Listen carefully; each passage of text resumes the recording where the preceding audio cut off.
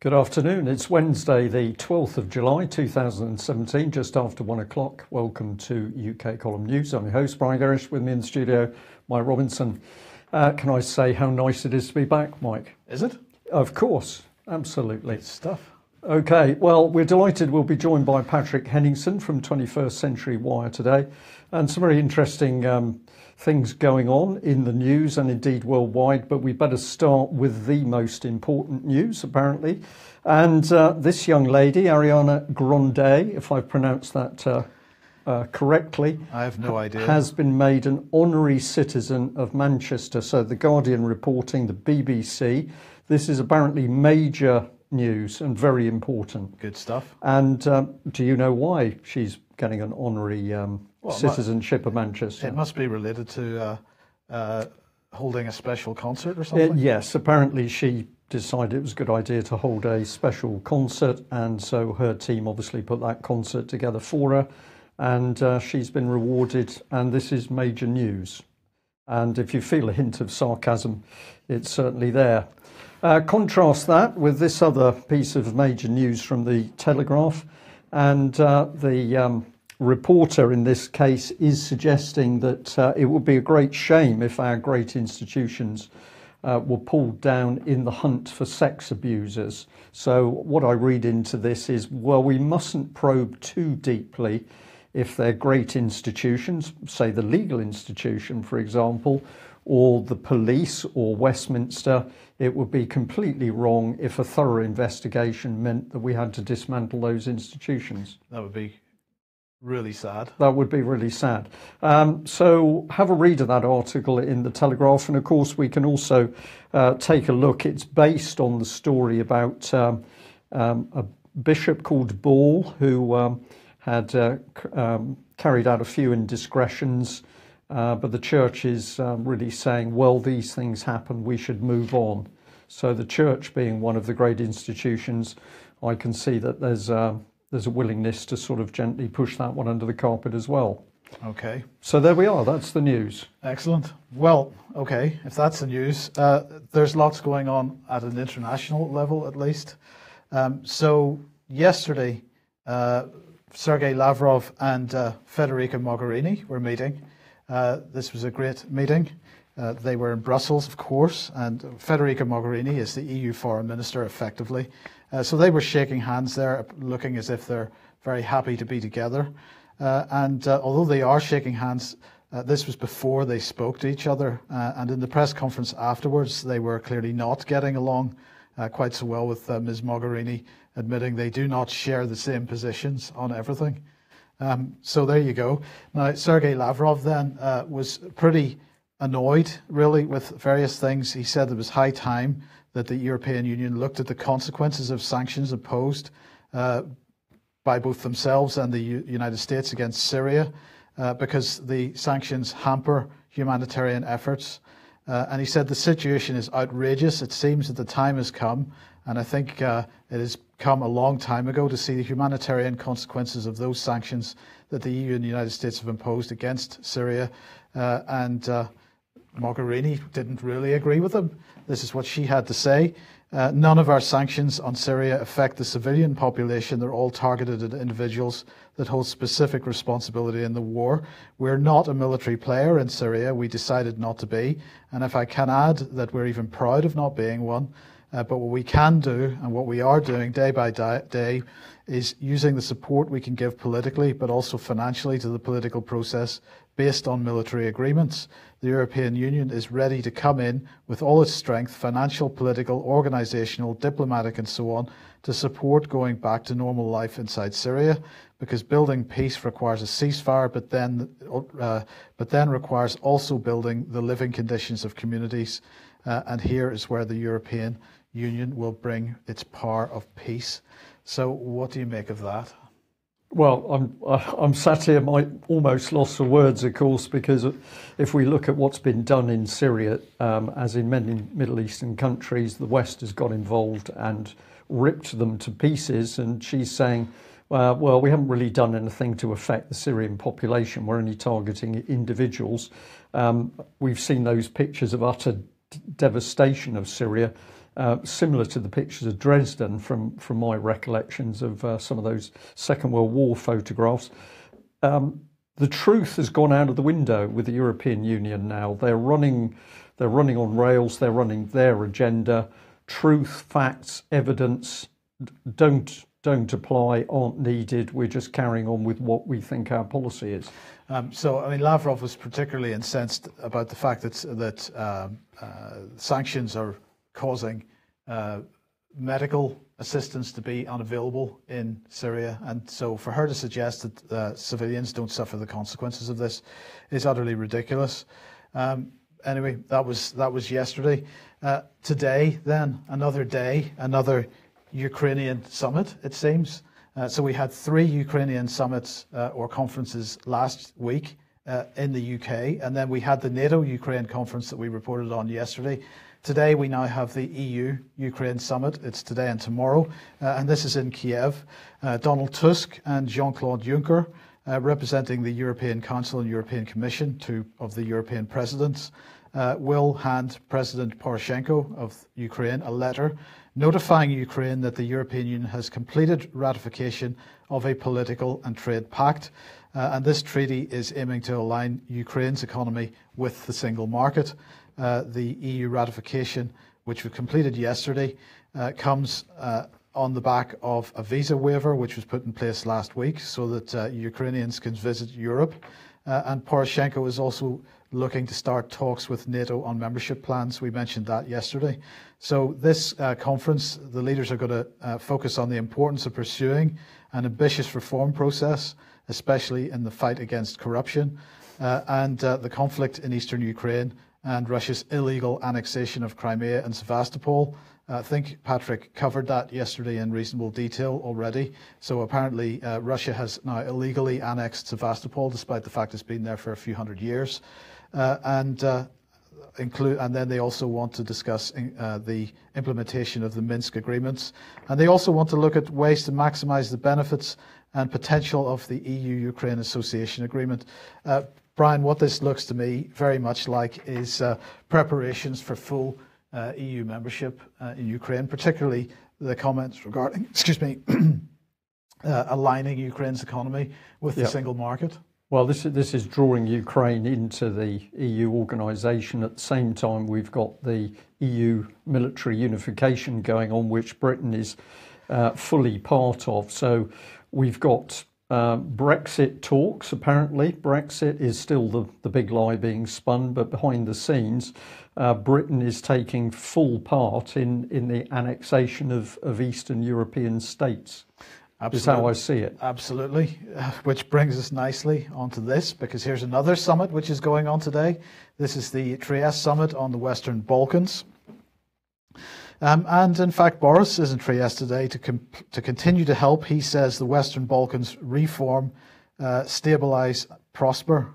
So I wasn't clear, Brian, when I read that in the press release, whether he meant reform or reform. And we might get a clue as to which of those two pronunciations is actually relevant here. So Federica Mogherini is going to be there, as you would expect, because she's the High Representative for the European Union for Foreign Affairs and Security Policy. And various other people from Austria, Croatia, France, Germany, Italy, Slovenia, and the UK are going to be there. They're going to discuss the issues which were outlined on a joint statement made on the 16th of March, including laying foundations for a common Balkan market, or rather a Balkan common market, increased regional cooperation, improving and expanding infrastructure and energy services, curbing migration, and fighting corruption, terrorism, and radicalism. And they're going to talk about rebuilding war-torn areas in the region, and they're calling this the Balkan Marshall Plan. How long ago was the Balkan War? 1990s, right? So the Balkan Marshall Plan, they're still talking about rebuilding it. What does this mean for Iraq, Syria, Libya? Well, my take on this is they need the instability everywhere to keep people's eye off off the main bit that they're doing, which is building this EU superstate piece by piece. What comes into my mind is a paper called the EU's Hidden Hand. If my memory serves me correctly, this appeared about the mid-late 90s. I do not have a copy of it anymore, but I can remember reading it. I think it was found by one of the UKIP members in the European Parliament. And what the EU was saying is that whereas a major power like America used military power in order to expand and push its overseas objectives, Europe did it under the surface by means of political manoeuvring. And I think this is exactly what we're starting to see. Boris is delighted because he's announced that next year's Western Balkans Summit will take place in the United Kingdom. But let's have a look at what else he said. We want to see the Western Balkans as a stable, secure, prosperous region succeeding in Europe. The UK is unfailingly committed to working together with our friends and allies to make the Western Balkans a beacon of democracy and economic growth. So that's it really. But I think what we're talking about here, Brian, is reform, not reform, because they're talking about creating a common market, which is really the first step towards creating a sort of mini European Union there. Yeah, and then they will be working on the rest of the institutions. So they'll be into banking, they'll be into the police, they'll be into civil society to try and get it into a mirror image of the EU as it is in a central form. Let's bring Patrick in at this point. Welcome to the programme, Patrick. What are your thoughts on this? I think it's worth pointing out that the Balkans actually not so long ago had a democratic, federalized, and economic union. It was called Yugoslavia, actually, and existed quite successfully for a very long time until it was smashed to pieces by NATO and by Britain and the United States primarily. Indeed. So there we go. Everything comes around in full circle, I guess. Let's have a look at a little piece of video. Now I'm going to interrupt this as we go, Brian, and we'll sort of make comments on it as we go. But this was apparently produced by the counter-terrorism division of I guess the Met Police. In fact, it would be the Association of Chief Police Officers, now the National Police Chiefs Council. Right. Okay. So let's have a look at this then. Firearms and weapons attacks are thankfully rare. However, in the unlikely event of an attack, being prepared and knowing how to respond is important and may save lives. So, Brian, this was supposed to be an anti-terrorism thing, but firearms seems to be the main focus. Firearms and weapons attacks. But no mention of bomb attacks. No. It's a very interesting video. We've watched it several times. We think there's a very different message from the one the government is trying to put across here, but no, it's anti-terrorism, but we're talking about weapons and weapons attacks. Well, let's continue. Firearms and let's weapons continue attacks. Then, yep. So this film will give you simple and straightforward advice on what to do if an attack occurs. It's an opportunity to plan your response, minimise the risk, and stay safe. If you hear gunshots, think about your safest option and insist others go with you. Don't let their indecision slow you down. Please go. Leave the building immediately. Once you identify a safe route, run. Make sure your route doesn't put you in the line of fire. So we've got to make sure nobody gets left behind, but if they're prepared to stay behind, we've just got to run and leave them. But I find this extraordinary, Mike. We are saying that there's an event happening, you're telling people to run. In any other event where there's a risk to people, you're normally saying stay calm, assess the situation, walk, don't run. But in this case, all of a sudden you're saying to people you've got to run. What happens if you've got an elderly parent with you on holiday? Maybe you've got a disabled person or a disabled child. They're not going to run, but you're going to run. I think this video is designed to instill fear in people, and I think it's designed, the whole video is put together in a way that's pushing fear, and it's leading to confusion, because if a family goes on holiday, some of those family members are not going to be able to run very fast, but they're saying try and encourage them to go, but if they don't want to go, you've got to go. Leave them. Okay.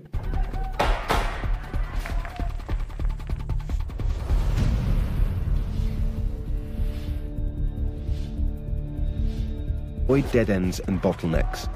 If you can't move to safety, then hide. When the police arrive, they will be armed. They will deal with the immediate threat first to prevent further casualties. This could take some time. The police may be unable to distinguish between you and an attacker. They may treat you firmly, do everything they tell you to. Don't make any sudden movements or gestures that could be seen as a threat. Stay calm, don't shout or wave, and keep your hands visible so they can see that you're unarmed. One of them went.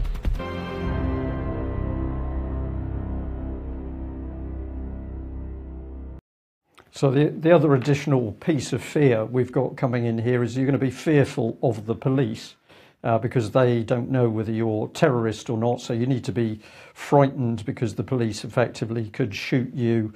They're going to make a mistake. So that's fear ramped in, fear of all those things. I think this is a despicable video, and we're going to have a look at some of the analysis of what the government itself has said about the terrorist threat. But the whole of that video clip, the movement, the flicking between images, the pace, the music, it's like something from a nasty little psychological thriller. Patrick. Well, just before we bring Patrick on, I just want to mention this because in RT last night they were discussing this, and they had this gentleman on here, Major Chris Hunter, and he said we have a choice to either give up some of our civil liberties or to live with terrorism day to day and continue to die. And it was quite a Patrick. It was quite a despicable position to take, wasn't it? I don't know what sort of level of analysis that is by this so-called counterterrorism expert, and I think that's kind of a not. I don't know. That says a lot about where society is when you have someone who puts themselves out as a major expert or figure, and that's the message they're putting him out, which is that you have to give up your liberties, give up your rights, or die, basically, is what he's putting out there. So it's kind of, I don't know. I don't want to say anything really bad about this person, about what they said, but it just flies in the face of so many of the fundamental things that are the real values, the really important things that underpin a free society. He is just railed against right there. Absolutely.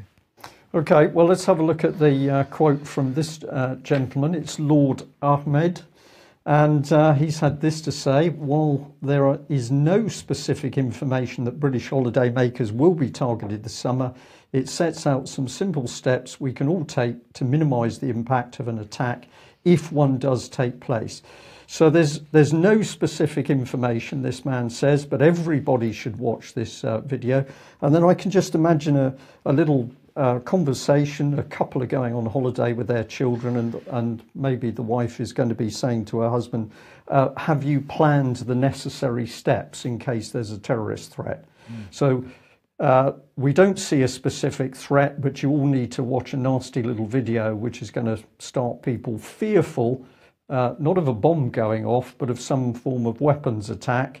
And when you're frightened enough about that, then you're going to be doubly frightened because the police who come to supposedly protect you are actually capable of shooting you if they make the wrong decision. Yeah. This is a brilliant message. So I'm just going to add this bit on the corner of this one. There's no specific terror information, but what this man is doing along with the others is ramping up the fear factor. So we thought we'd have a look at where this lot comes from. And here we are into the National Police Chiefs Council. This is the new body which took over from the Association of Chief Police Officers, which of course was a private company. I believe this is also a private company, or parts of it are private company. I couldn't find it in the time I had available before the news. I find it interesting that this organisation says that it is heading up counter-terrorism in this country, working in a network with other agencies. So could it be that we have a private company that is now apparently heading counter-terrorism. Could that be the case? Well, if you follow through on the documents, you're going to come up against this one, Contest, the United Kingdom's strategy for countering terrorism. And a lot of words in the document itself. So we're saying that there's been a significant and changing threat from Daesh. And in 2015, there were almost 60 attacks from Paris to Sydney. It mentions Al-Qaeda, which is interesting because in all the rest of the reports, Al-Qaeda has disappeared. But it says the UK government counter-terrorism strategy Contest has the power to be successful, has proven to be successful over a number of years. My response to that is we never see evidence which proves that these things have been successful. We're told that all these terrorist incidents have been prevented, but we never actually see any evidence whatsoever that there was a threat or that one was successfully stopped. So where's this little document come from? Well, we better bring in this. This is just the final page of that opening paragraph. And of course, it's signed by Amber Rudd. And it's reassuring to know that she's got her finger on the pulse as far as counter-terrorism is concerned. Absolutely. So let's remember, we've come in through the National Police Chiefs Council. We've got documentation like Contest.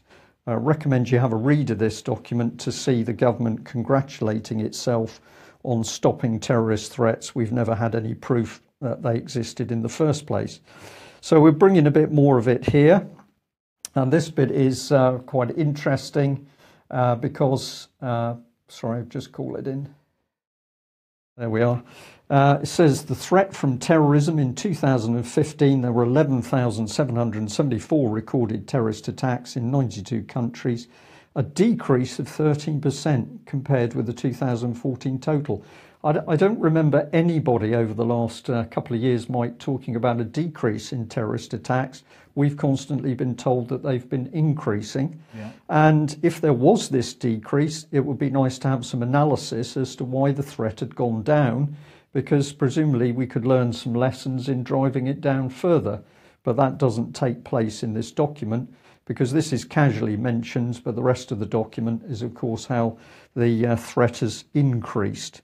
So I'll leave our viewers and listeners to have a think about that. If we come back to the council itself, what have they got to say? It says that recorded crime levels have decreased over the last 5 years, but new and emerging crime types have led to a shift in demand for policing that presents challenging to police forces.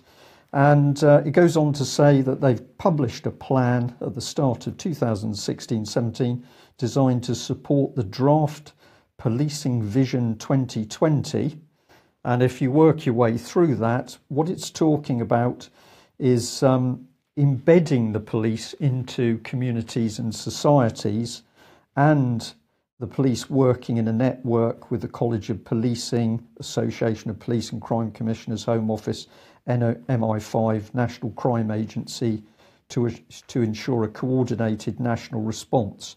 So what I detect from this, Mike, is that basically they are planning that the police are not a separate body who police by consent. The police are going to be integrated with local authorities, mental health services, MI5, counter-terrorism, and they're actually going to be embedded in the community. And the inference I pick up is that we're not to know who is going to be police, who's spying, who's reporting for the police. But trust us, because these are the people protecting us from terrorism. Yeah. So I thought a diagram was necessary. Let's have a look at how it pans out. So top of the tree, MPCC.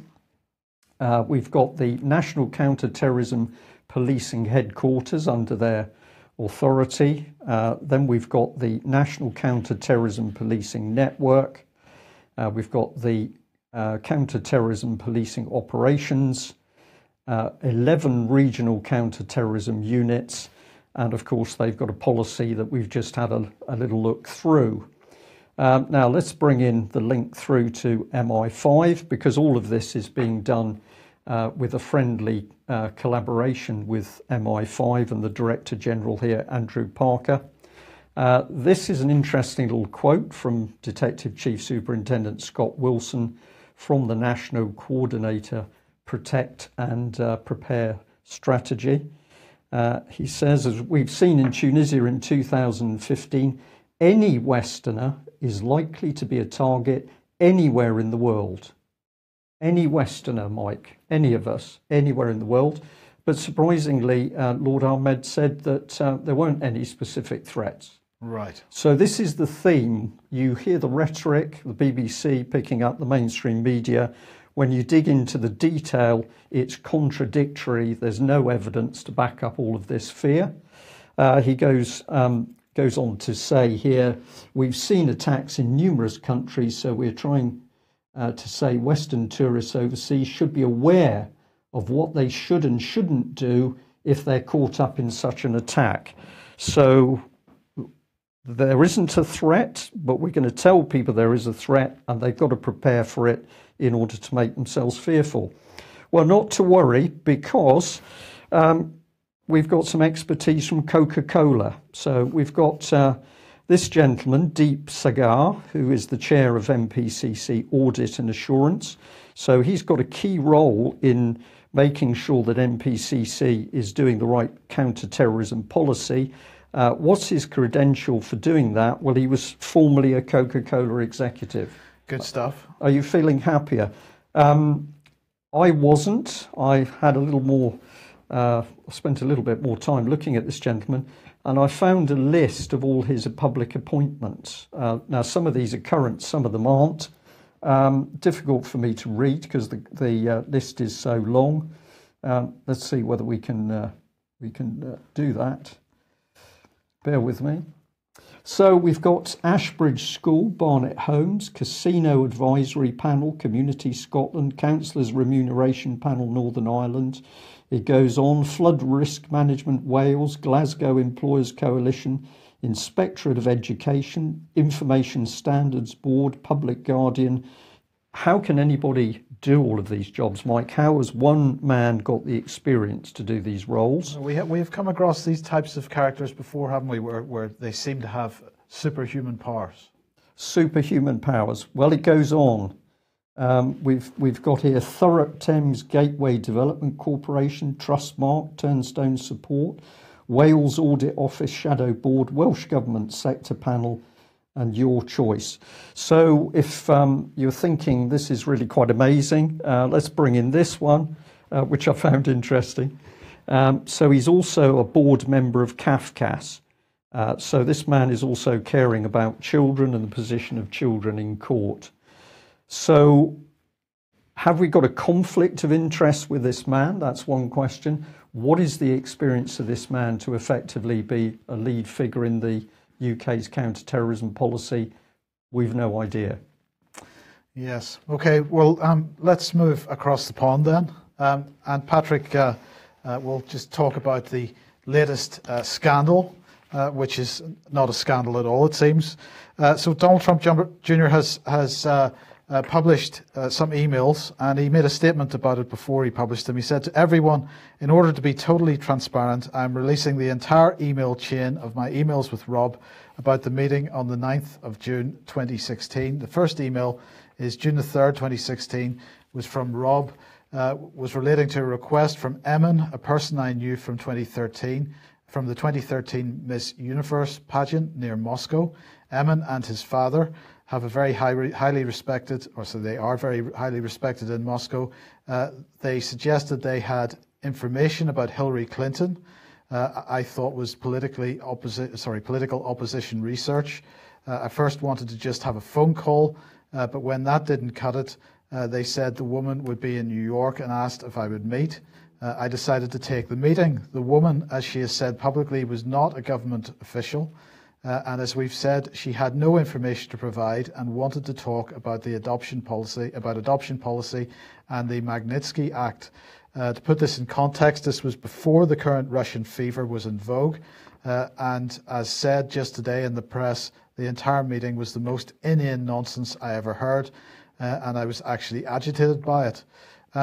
So apparently Paul Manafort and Jared Kushner met for 20 minutes with this person, and they met with a Russian lawyer who it was claimed would offer damning information on Hillary Clinton's illicit Russian contacts, but that doesn't seem to have actually taken place. So Patrick, just run us through who the key players are in this.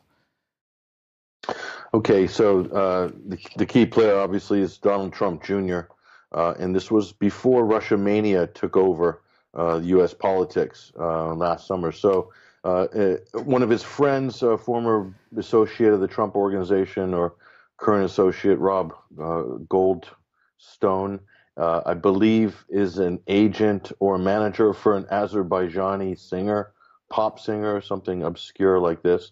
And so he was going to introduce Trump and Jared Kushner and Paul Manafort, newly appointed campaign manager, to a Russian lawyer. And what's interesting as well is CNN reported it as a Russian government lawyer. It's still up on CNN's website right now, which is factually incorrect. So more fake news from CNN. So this amounted to nothing. No information was handed over. So there's no story here. But this is blown up in the U.S. media. I mean, it seems like at any opportunity, the left, the liberal left media in America think that impeachment for Trump is on the horizon. It could come any moment now. They've got people in such a state, wound up in such a state that they actually believe all of this stuff. But there's absolutely, I don't think there's anything here. I think this is just the latest desperate attempt to somehow validate one of the biggest hoaxes in modern politics, which is Russiagate. But if you look at the timing of the story, it's very interesting because this comes at a time when there is now renewed pressure to renew sanctions against Russia. This is very important. And not only that, this move to approach the Ukraine in a more formal fashion. So these things go hand in hand. So anything to demonize the president and maybe undermine the progress that was made at the G20 in Hamburg just this past week.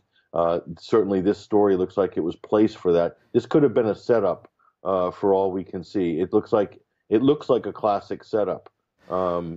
Yeah, go ahead. Yeah, Patrick, even if this were true, which I think we're all in agreement it isn't, but even if it were true, at least the narrative were true, is there any law in the US which references collusion or so-called collusion with foreign governments? No, there's not. The only thing that's remotely close might be like the Logan Act, which I don't think anyone's ever been prosecuted. So you can't meet people in government, serving in government, cannot go and meet and negotiate any sort of business with other countries or other entities on government time, basically. So everyone at Bilderberg would be guilty of this, by the way. Any public officials, but it's never been prosecuted. Donald Trump Jr. is a private citizen helping with his father's presidential campaign. So there's nothing there in terms of treason. No information was passed anyway. It's just a ridiculous talking point. It's amazing that they're actually that desperate to go for a word like that in this case. Oh, okay. So if no law has been broken by Trump and his family and colleagues, there's some law has been broken here, because where did the emails come from in the first place? I mean, these emails were, he has released the full email chain because, what was it, the New York Times claimed that they were about to publish? That's right. And Julian Assange from WikiLeaks heard this and encouraged Donald Trump Jr. to preempt the New York Times by releasing the email chain himself, which I think he did. Which I think was an excellent move. He could have done what Hillary did and just delete all of the emails, of course. So I think that was good that he did put them out and show a little bit of transparency. Certainly Hillary Clinton would have benefited from that, or maybe not, because we still haven't found all those emails from Hillary. But in terms of collusion, the Clinton campaign actually colluded with foreign governments to undermine the Trump campaign. And not only that, the Clinton campaign, Philip Brains, one of her campaign workers, colluded with CNN's foreign correspondent head, Elise Labo, and they coordinated on Twitter on how to tweet in order to undermine and to defame Senator Rand Paul from Kentucky. This was the summer before the election cycle kicked into primaries gear. So at that time, Rand Paul was seen as potential competition for Hillary Clinton. And so she was very keen to knock him out and damage him on the Republican trail at the time. So I thought that was interesting. And of course, one of the governments that the Hillary Clinton campaign colluded with was, in fact, well, at least British assets, whether they're actually ex-MI6 or not, they still were. Yeah, and they paid large sums of money to create a dossier that turned out to be a complete fake, full of garbage information. This was put together by Fusion GPS, this firm that was paid large sums of money to put together a bogus document, which was signed off by this man, Christopher Steele, ex-British intelligence agent, so forth.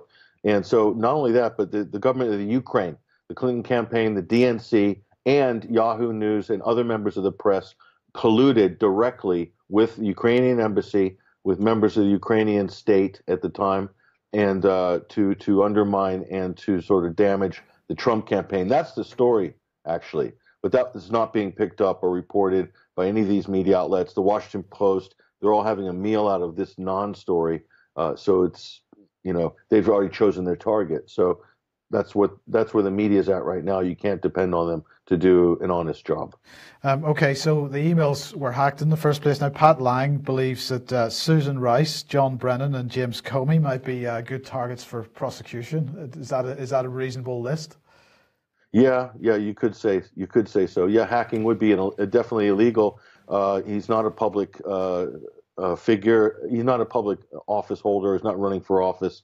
So he's a private citizen. Someone's hacked the emails, stolen the emails, and then put them out. So I think this thing was a setup from the beginning. I think it was a setup, and the hack and everything is connected. I think this was meant to be some sort of scandal. This is what they're really in the cul-de-sac, the bottom of the bag now.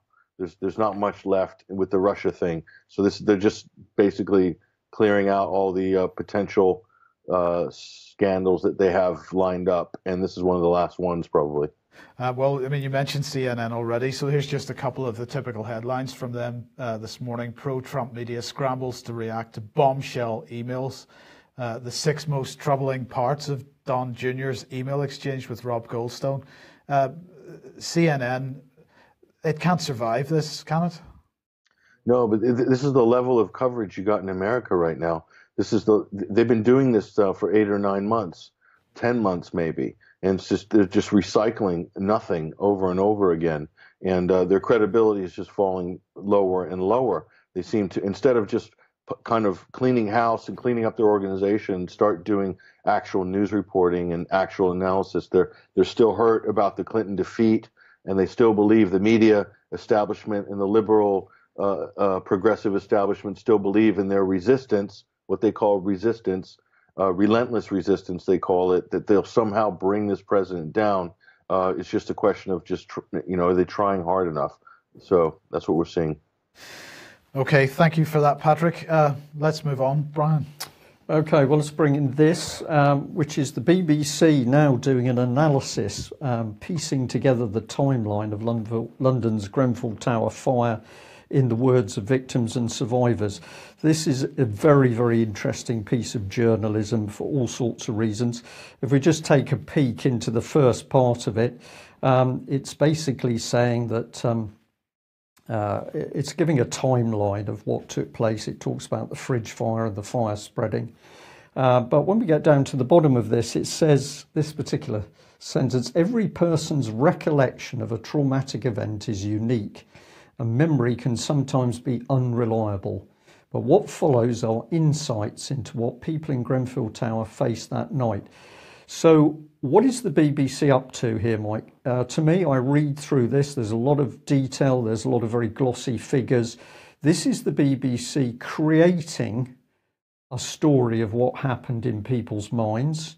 It uses, it says, the recollection of people who were actually there, but it then undermines them by saying, well, of course you're saying this, but memory can be unreliable. It then puts the whole thing together as if it's all factual.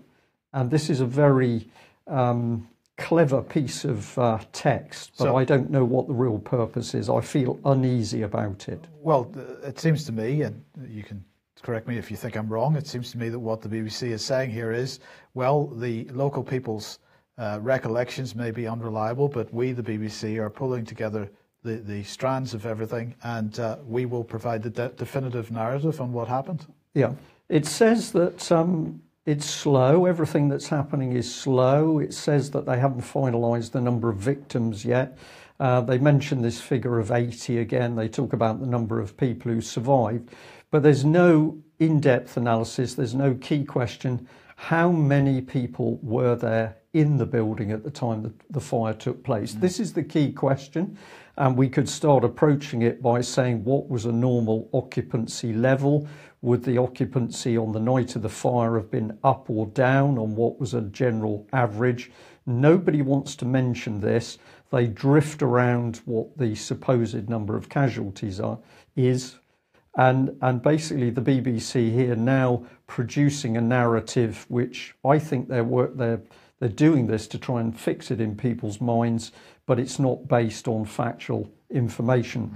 Now, who's put this together? Well, this is the lady, Georgina Ranade. And what do we know about her? Not a lot. She's a journalist. She's a Google News Fellow.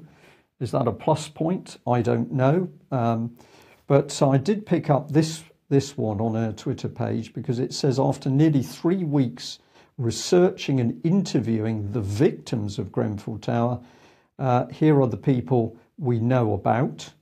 And then underneath it says, who were the victims? BBC News, names and backgrounds of the victims of the Grenfell Tower.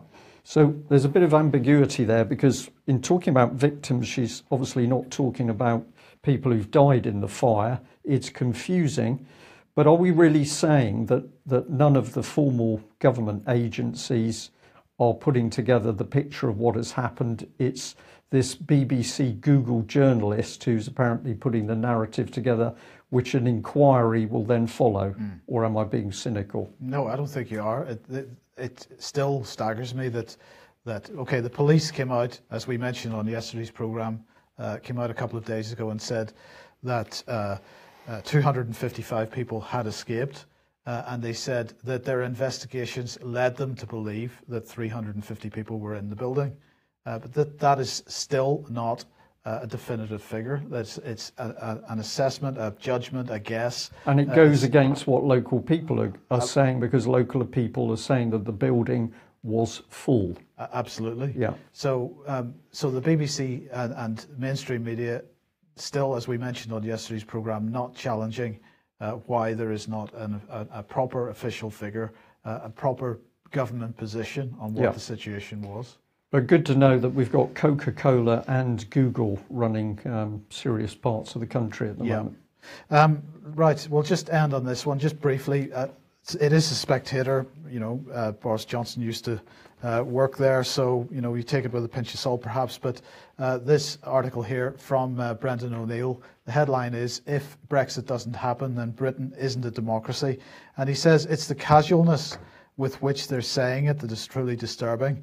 I'm beginning to think that Brexit may never happen, said Vince Cable on Sunday morning television with expert nonchalance, as if he was predicting rain. He echoed Newsnight's Nicholas Watt, who a few days earlier informed viewers that there is talk that in some quarters that Brexit may not actually happen. Leaving the EU, I think that is very much open to question now, said Lord Heseltine last month with imperious indifference. So my point here, the reason for highlighting this article is that he is quite rightly pointing out that more and more of the pro-European commentators within the political establishment and MPs are now really drifting out this idea that Brexit isn't going to happen. And he ends up by saying, he says, we have to get real. If Brexit doesn't happen, democracy will be gravely wounded for a generation. The people have received loud and clear messages.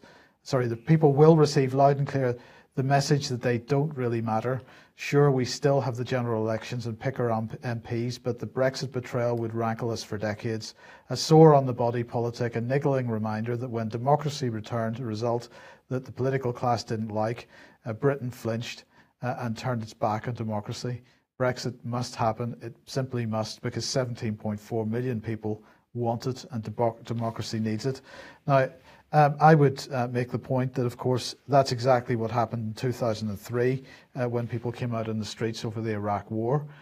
So there's nothing terribly new in government ignoring the wishes of people. Yeah. Democracy has been dead in this country for a long time. Brian? Dead for a long time, but we're now starting to really understand the criminal cabal that's running the country. And of course, that criminal cabal not only prepared to help fund and stoke up the wars and the violence overseas, they're prepared to lie to the British people about what they are doing behind closed doors. And we've now got to the very dangerous stage where the government is running its own behavioural insights team to use applied psychology to change the way we view their actions. Pretty dangerous stuff. We'll end there. Patrick, thank you very much for joining us. We will be back at the same time tomorrow. Thank you. Bye-bye. Bye.